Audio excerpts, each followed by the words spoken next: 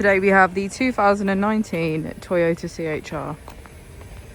This is a petrol hybrid vehicle. It has done just over 51,000 miles with an automatic transmission. To the left of our steering wheel, we have voice control as a feature, as well as our automatic headlights.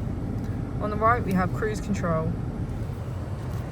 Moving on to our screen, we can access our home, menu, audio, map, smartphone integration, and setup.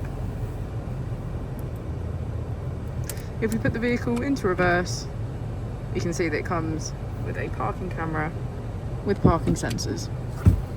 Just below is our dual zone climate control with heated seats on either side.